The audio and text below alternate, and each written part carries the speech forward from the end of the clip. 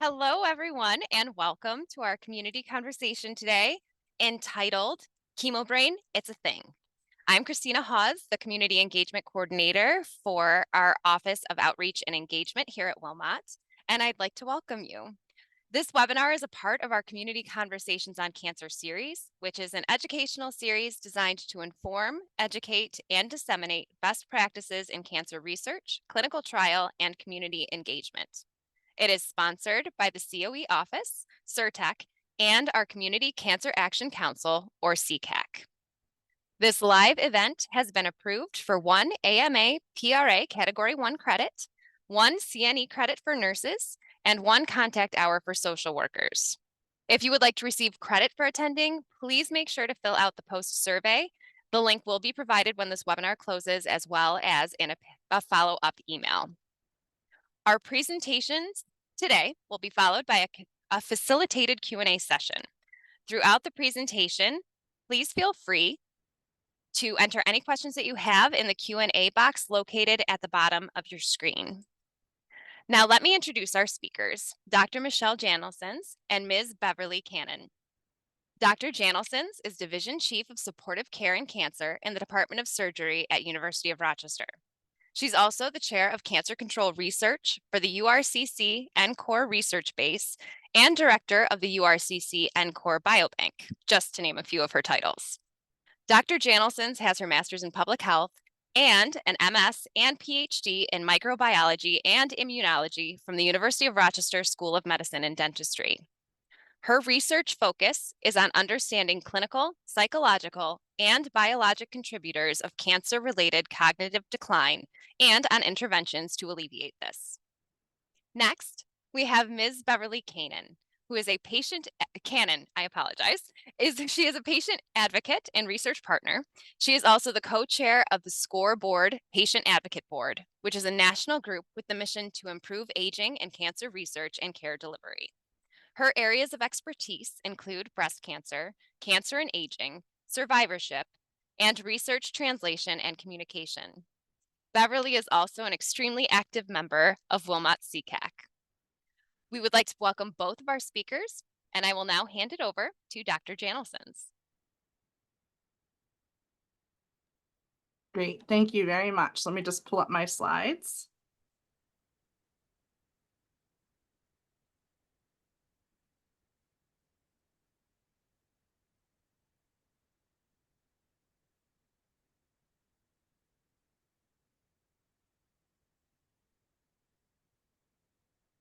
Okay, great.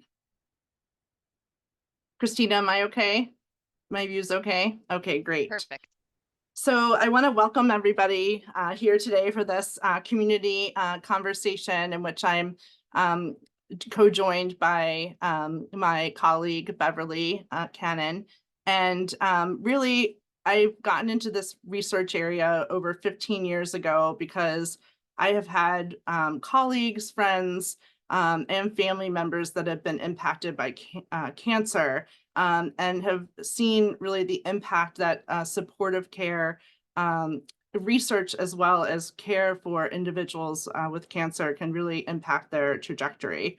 And I'm a clinical researcher, and I work very closely with a lot of clinicians in various areas of oncology care. And so we really are partnered together in a lot of the work that I'll be discussing together today.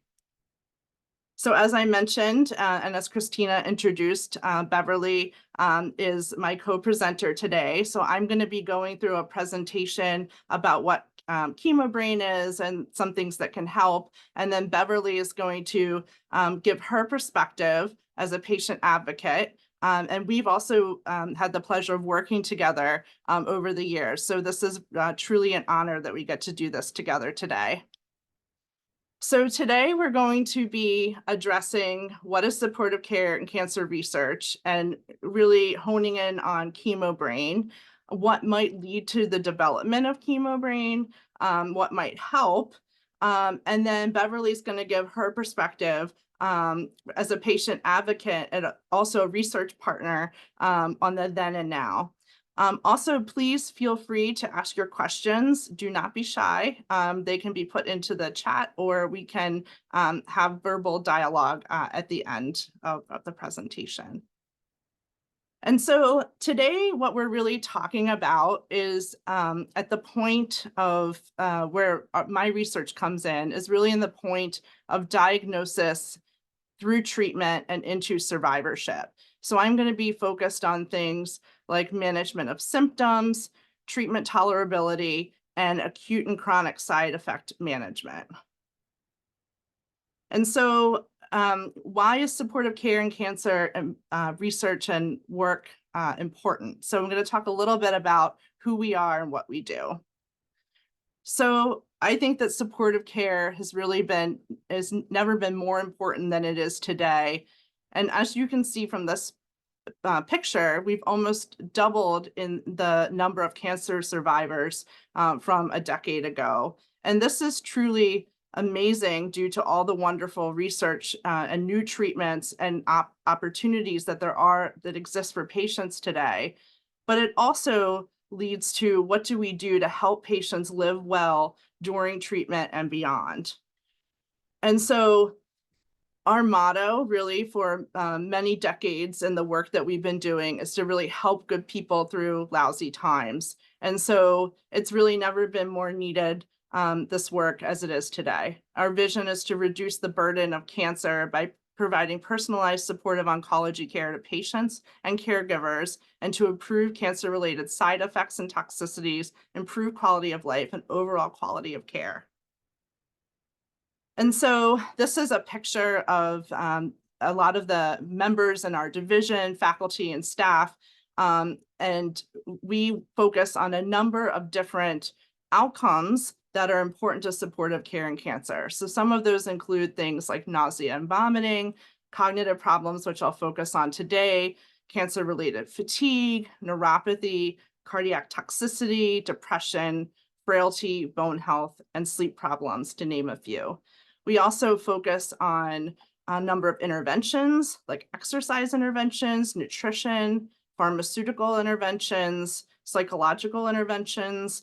We also have a focus on mobile health and health equity.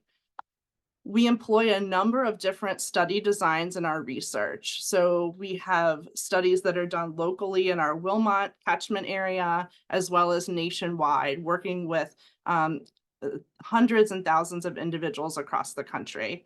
We conduct longitudinal studies, which I'll talk about, as well as randomized clinical trials, which I'll also talk about.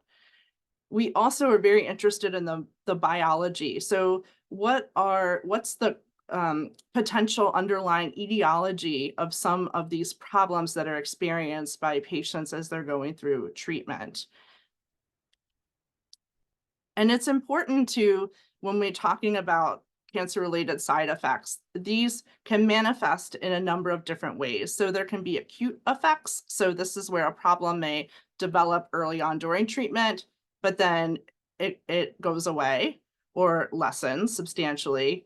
There's long-term effects, which can develop at the beginning of treatment and maybe persist long-term or get better to some degree over time. And then there are late effects, which are problems that can develop over the course of treatment, but they may not become apparent until months or sometime after treatment is ended.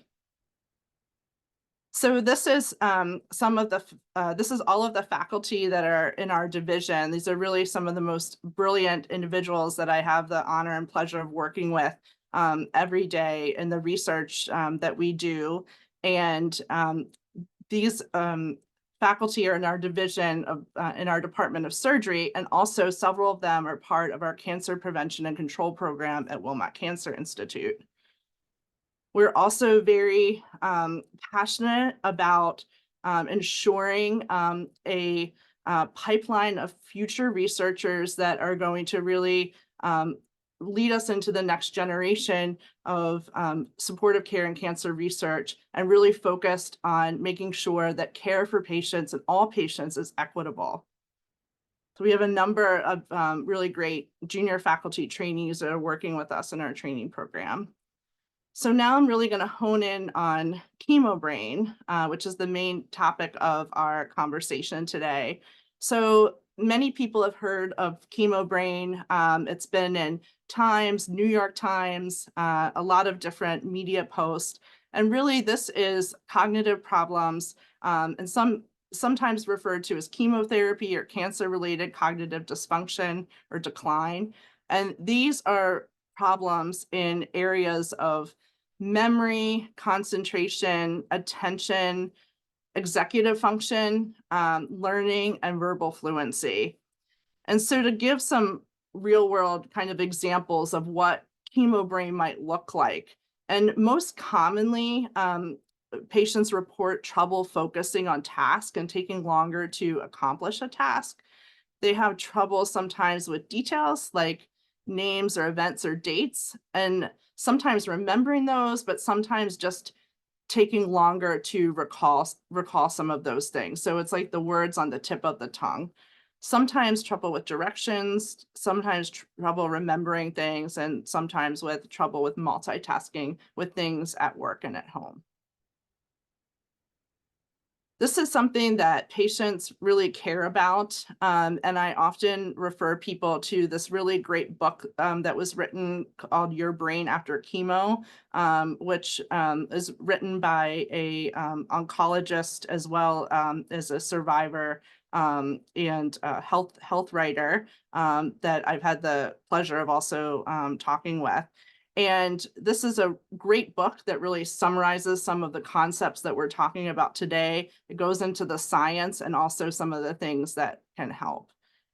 Up to 80% of survivors will report cognitive difficulties during treatment, and up to 45% of survivors may experience cognitive changes following treatment. And again, this is important because it can interfere with quality of life and performance in school and work. It's also important to note that not everyone is affected by these cognitive changes. And so, in general, cognitive changes that can occur with cancer diagnosis and the start of treatment include those that are more in the mild to moderate range. And sometimes these can be more severe, but that's less common. And it's dependent on a number of factors like age and other factors.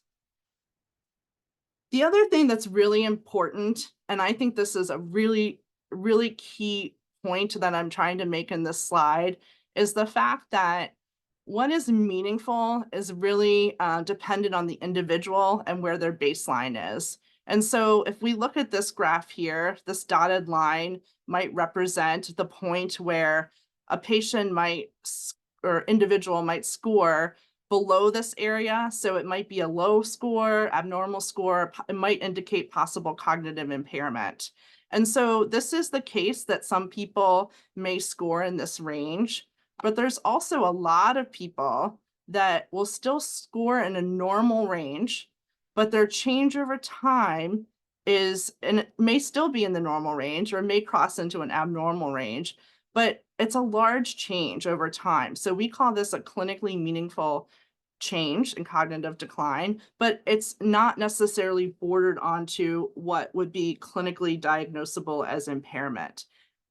Regardless, both of these scenarios are really important, and in a lot of cases and a lot of people in our trials that are reporting cognitive changes, they're more commonly in this area, but really noticing a difference from their baseline. In order to address cognitive change and how to understand how it happens, who's at risk, and interventions, we really rely on multidisciplinary teams. And so this really involves, so I'm in the realm of neuroscience and cognitive science and clinical research, more from the epidemiological and clinical trials perspective and behavioral research. I work with a lot of different medical oncologists, surgeons, geriatric oncologists, radiation oncologists, a number of nurses, physiologists, people who are in psycho-oncology and physical medicine and rehabilitation, occupational health, mental health, social work, pharmacy, also basic scientists like immunologists, neuroimmunologists, cancer biologists, imaging scientists, statisticians, and our community oncologists, community other providers, and also last but not least, patients and caregivers. And I think this is a nice example of some of the things that Beverly and I will talk about today. So one of the things, as I mentioned, is that it's really important for us to understand how does cognitive change occur over time. And what we're trying to understand in research is really the severity. Part of what we're trying to understand is the severity. So it's not just about the prevalence, but what is the true severity of cognitive change over time. And so in the normal aging process here, this thicker light gray line, is it that cancer and treatment causes that normal aging process to just shift a little bit, or is it more accelerated? And that is something that we're very interested. And I'm going to give you an example of one of the studies that we've done to look at this.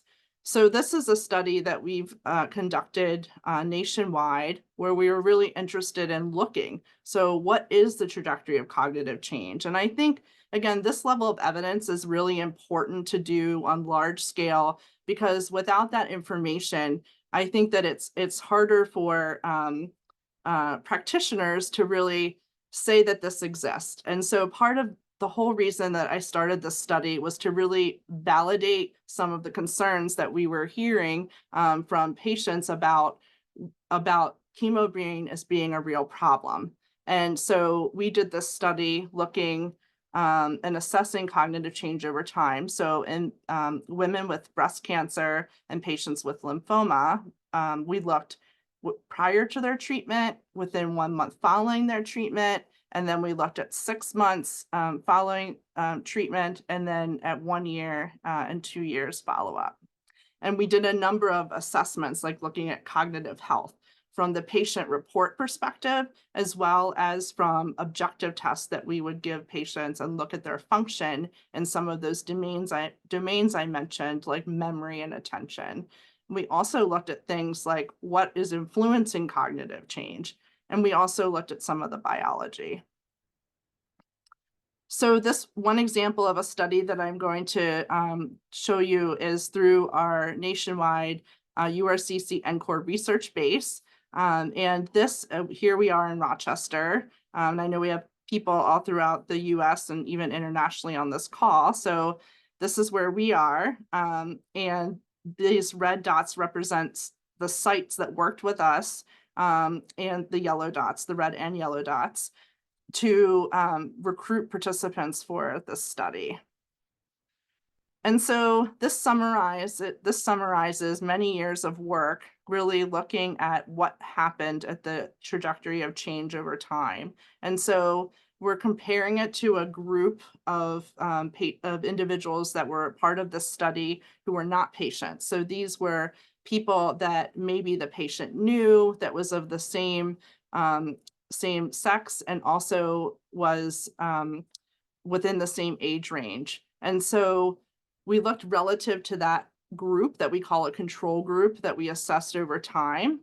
And what we're seeing here is how, in the group effects, how some of these cognitive test scores change over time. And so we have this blue one down here, which is showing the patient report.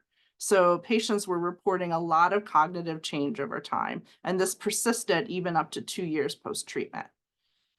Patients also were exhibiting difficulty in working aspects of memory and also paying attention and focusing.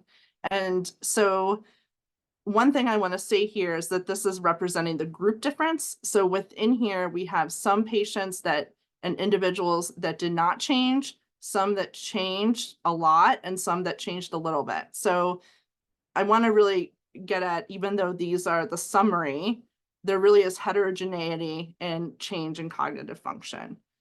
So these dashed lines out here are really now some of the research that we're looking at today. So now we're looking and following these patients long-term. We're really focused in this long-term study in the women who are survivors of breast cancer, and we're looking 8 and 10 years post-treatment to see what happens.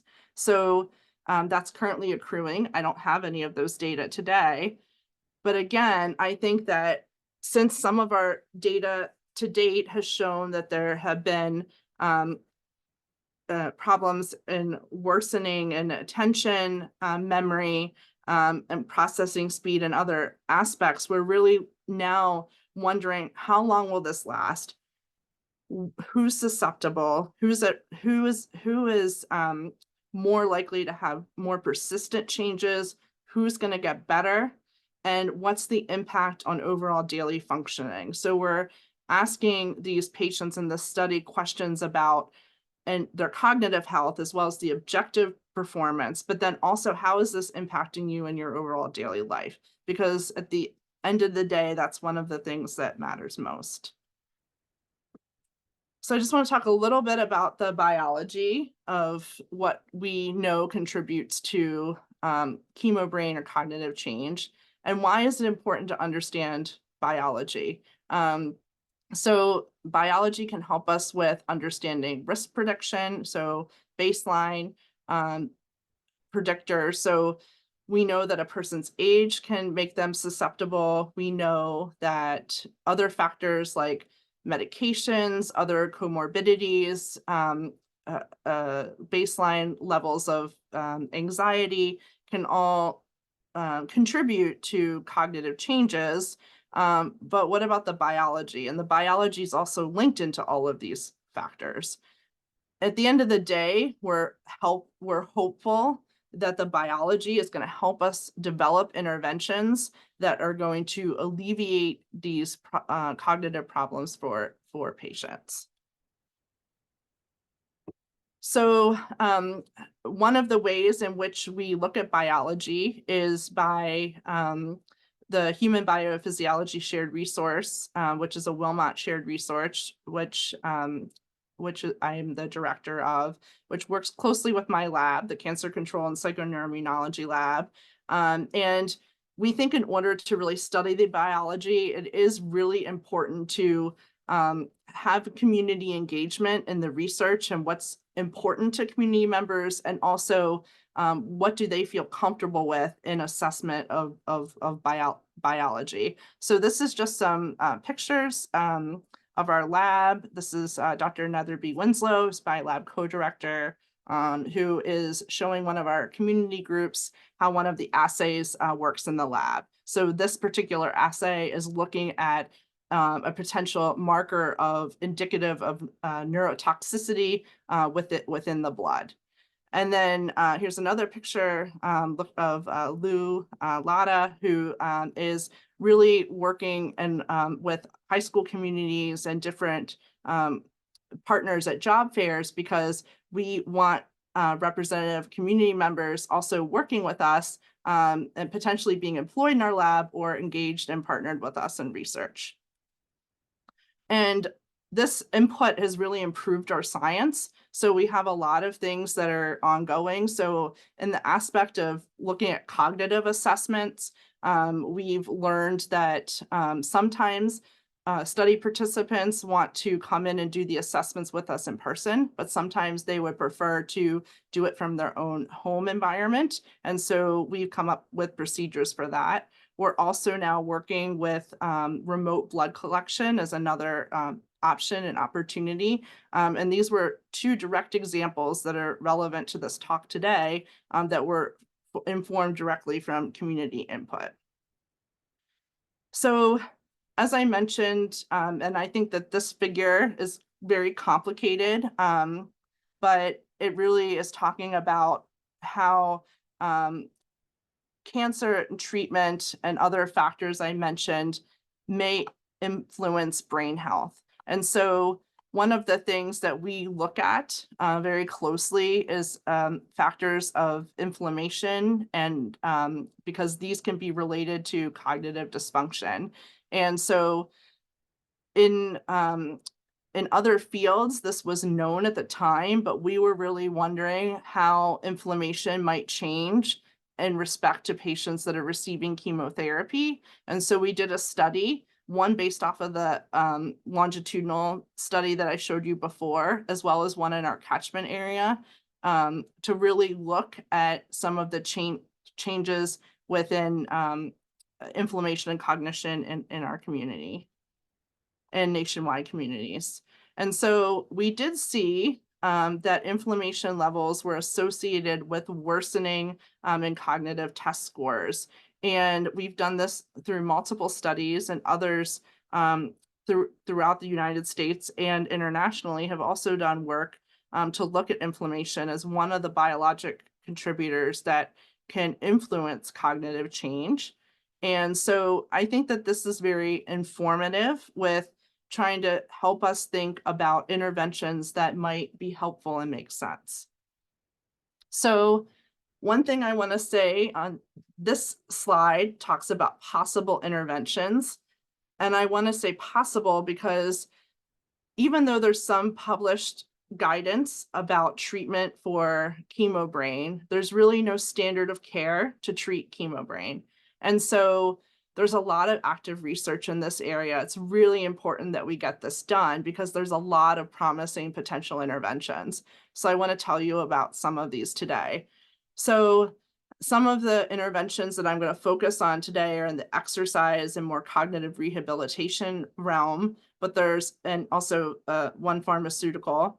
So there's pharmaceutical interventions that may be helpful. There's yoga, other mind-body interventions, meditation, and physical just exercise, walking that can be helpful.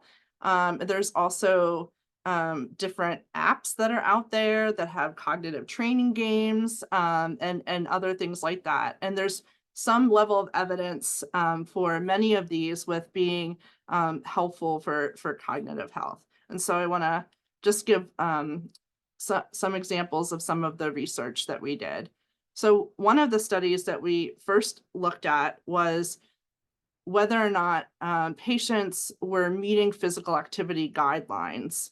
And this, again, this data is derived from the studies that I was talking about before. And one of the key points is that a lot of patients, a lot of people, period, were not meeting guidelines. So whether these were individuals that were part of the patient group, as well as people that were not part of the patient group.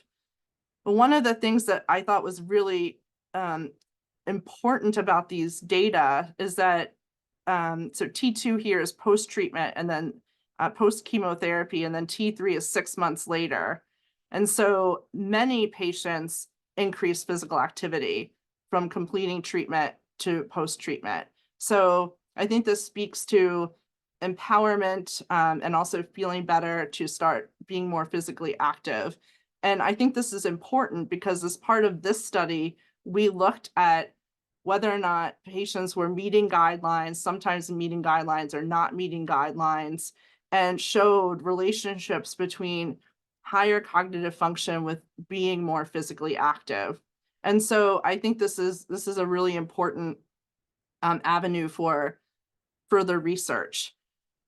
We also did a trial, randomized clinical trial, so where we randomly assigned patients from the Wilmot Cancer Institute clinics to undergo randomization to exercise intervention, as well as another intervention that we thought might be helpful in alleviating inflammation, and that was a low-dose ibuprofen. And we looked at just a placebo group, an exercise with a placebo, a low-dose ibuprofen, or exercise and ibuprofen. And participants were on chemotherapy and were on the study for 6 weeks. So we used the XCAP walking and resistance band program, which was developed by my colleague, Dr. Karen Mushton. This is out of the Peak Lab. And this is a tailored exercise prescription to patients that's in the more low to moderate intensity um, program level. And what's I think really important about this is in the prior study, we were looking at meeting guidelines versus not meeting guidelines of 150 minutes of activity a week. But here we are really looking at, could we bring the intensity to a more low to moderate intensity, and how might that have an effect? We also worked with our investigational pharmacy here at the University of Rochester to look and provide the ibuprofen and the blinded placebo. And this is just showing a study flow. We had 110 participants enrolled and 86 randomized and received the intervention. So patients maintained good compliance throughout the study. We saw that both the interventions improved a cognitive test of attention. We also saw that exercise specifically improved cognitive symptoms.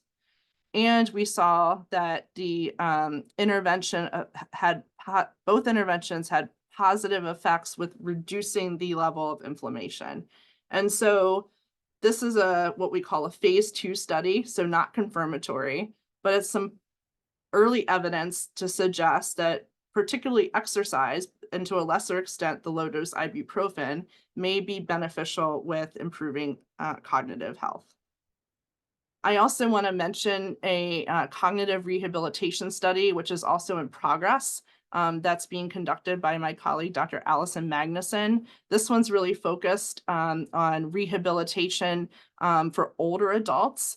And she's been working with another colleague out of University of Pittsburgh who developed this program, Dr. Ferguson, to really tailor this for older adults in the way of really bringing self-awareness to understanding how the brain works, how these different cognitive functions can impact daily life, and what are some strategies that we can use to help alleviate some of these problems that patients are experiencing. And so this is just an example of the workshop visits that she's doing in her study that is still ongoing. Want to mention, and I also want to mention that part of the reason I bring this one up is because Beverly had a lot of really great input into this study. She might mention that. And then the other study that we are doing is looking in older adults, is looking at the impact of exercise and a personalized geriatric assessment for improving cognitive and physical function. And this study we're doing in our nationwide landscape. It's still ongoing, but this geriatric assessment was born out of the SoCare clinic, which was developed by Dr. Mohile here at Wilmot. And so this is a great quick assessment that really can help tailor personalized care. What does the patient need as they're going through treatment? And so this also, just want to let you know about this as an ongoing study, just really trying to address what it is that patients need that can help with their tailored care. And so in summary, I want to just mention that Chemo Brain is real. I know that the large study that I presented the results on, I know a lot of people have reached out to me saying that they really felt validated about their concerns, and that the data is there that exists because it will help interventions be developed and changes to be made to improve care. We're also learning more about factors and biology of chemo brain, including the role of inflammation.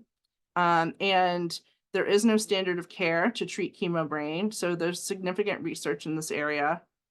Some of our work has shown that exercise and low-dose ibuprofen interventions are feasible to adhere to during chemotherapy treatment and may be beneficial, and we need larger trials to really confirm that. We also have some research showing that cognitive rehabilitation can be beneficial, and Dr. Magnuson and others are following up on those findings specifically in older adults. I think it's really important for anyone who may be a patient out there or knows someone who's a patient to not be shy about symptoms and problems. I think that it's better to bring it up.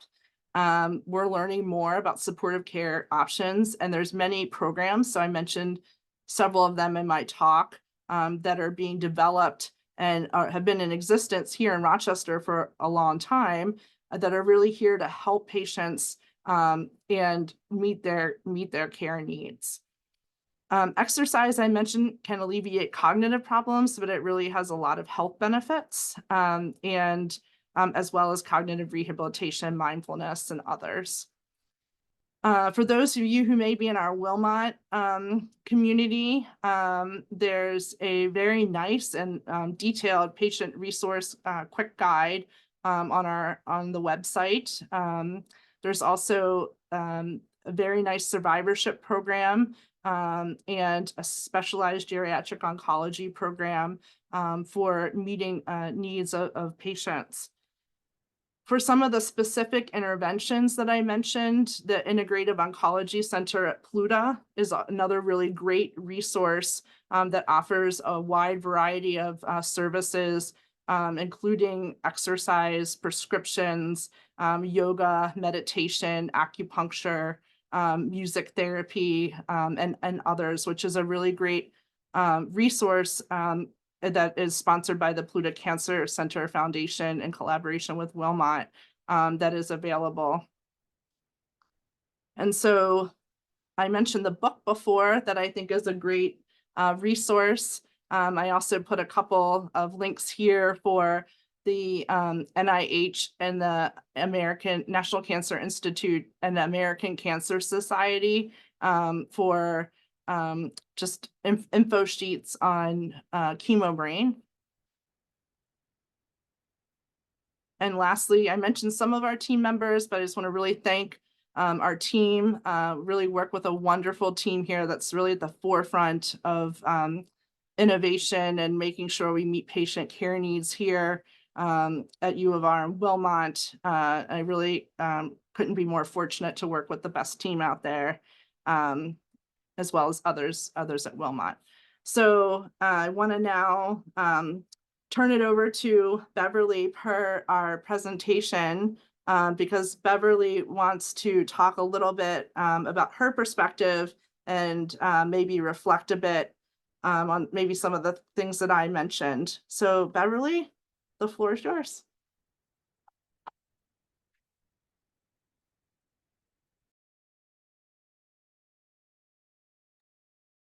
Beverly, you're muted. Okay, There we go. Muted. There we go. I'm sorry. I wanted to thank Dr. Mickelson for the introduction, and to everyone. I'm so happy to be here to share my experience and thoughts about Chemo Brain, but I'm going to speak really briefly so that we have plenty of time for questions and conversation. I see them rolling in to the chat right now. But I think it's important to have a little history also. I was diagnosed with breast cancer in 2000.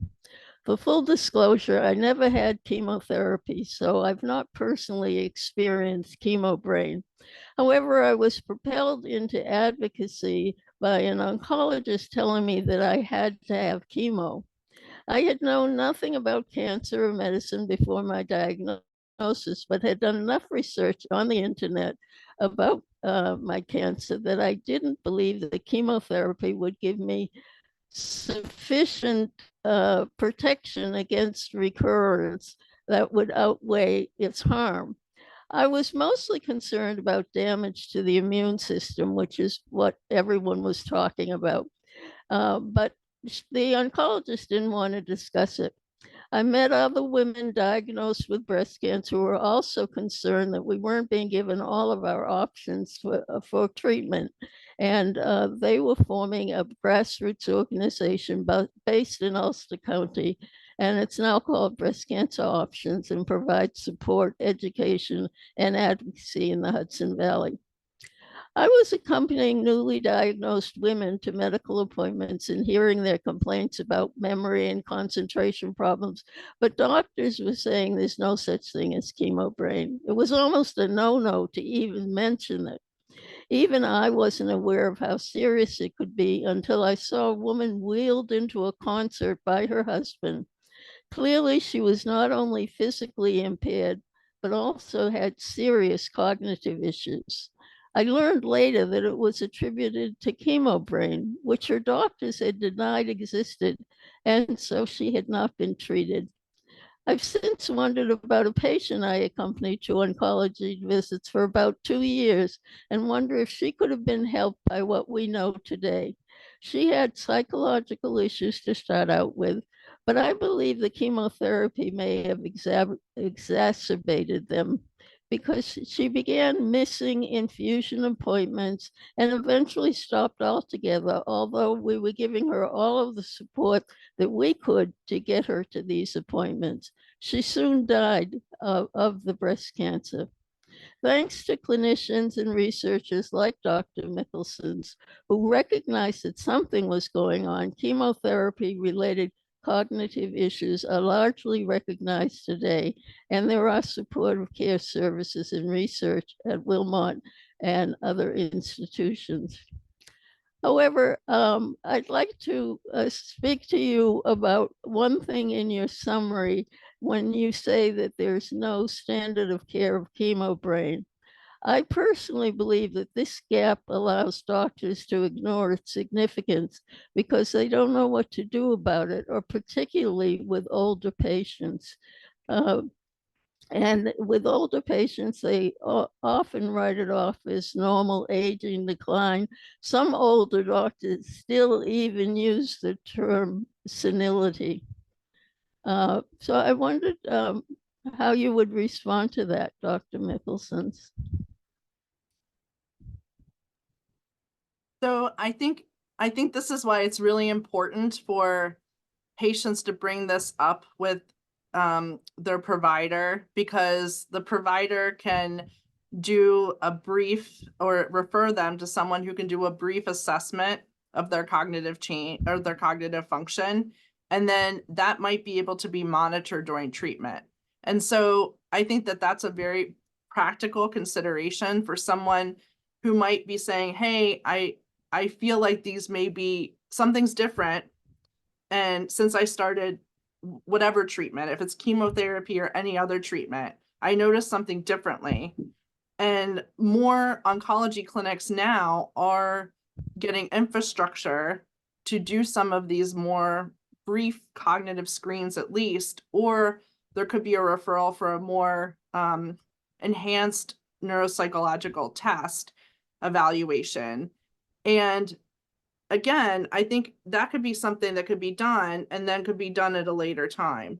And so I think that's something reasonable and practical. Sometimes easier said than done, but I think it's one thing that could be asked for directly by a patient as an option. And well, you bring up my next point, and that is not easy. Talking with your oncologist or primary care physician is easier said than done, for sure. And as patients, we need to be assertive to be sure we're getting bi-directional communication. There's a 2007 book, How Doctors Think by Dr. Jerome Groopman, where he warns, blame the 18-second rule. He says 18 seconds is the average time it takes a doctor to interrupt a patient describing your symptoms.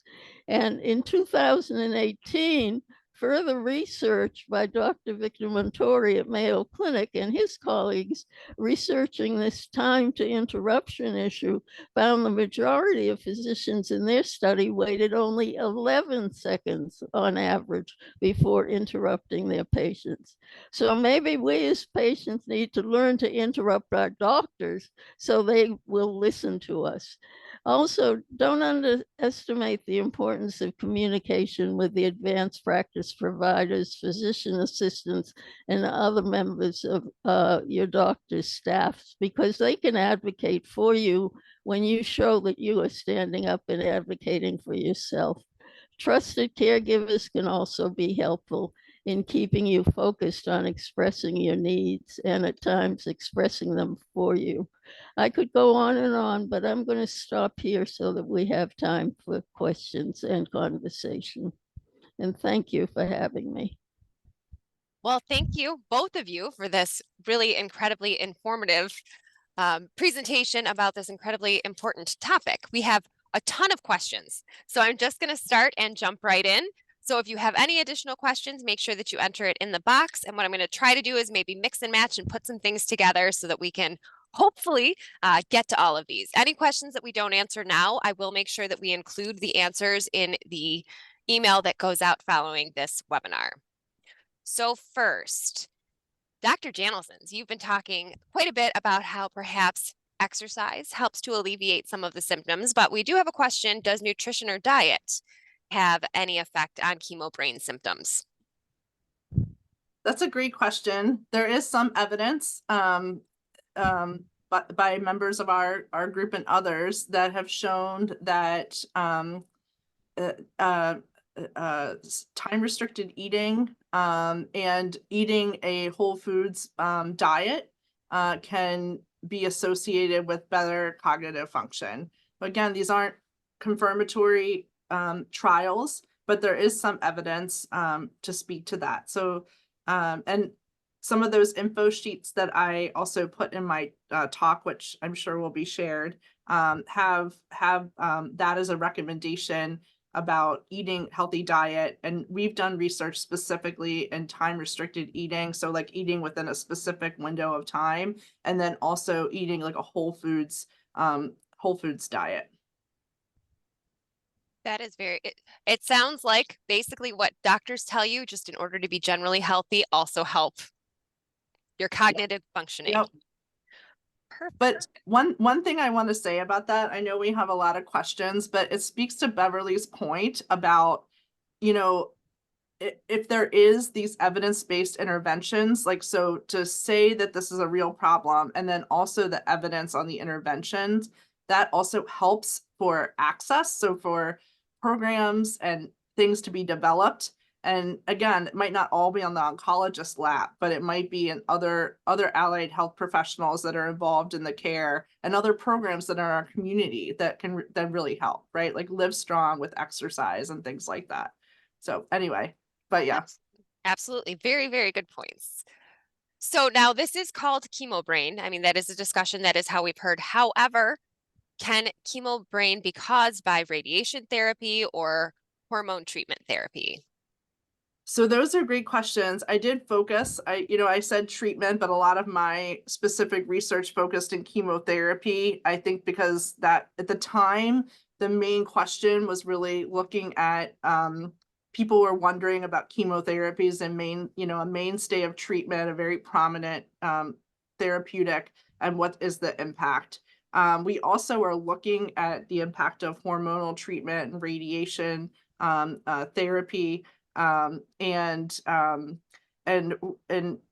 most of my presentation also really focused in the setting of patients with tumors outside the central nervous system. So we have another faculty here, Dr. Hardy, who's really focused in the neuro-oncology setting and looking at the impact of radiation in patients who have brain tumors. We do know that radiation can affect cognitive outcomes. I think that the evidence is strongest in the setting of neuro-oncology and also in those who have diseases outside the central nervous system. There is also that association. It's just been based on the literature stronger in the setting of chemotherapy. So like more of an effect with chemotherapy compared to radiation therapy.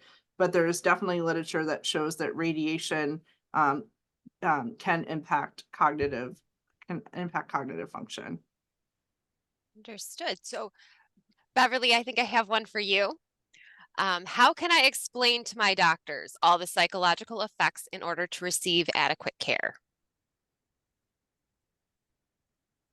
Uh, that's a tough one because, as I say, I think we need to learn to interrupt our doctors, and I really believe that because doctors, once you mention something, doctors don't really listen, and it again, I'm not going to say this for all doctors. I always have to qualify. When I say this, we're talking in generalities. We can never, say that nobody cares. A lot of it depends upon who your doctor is.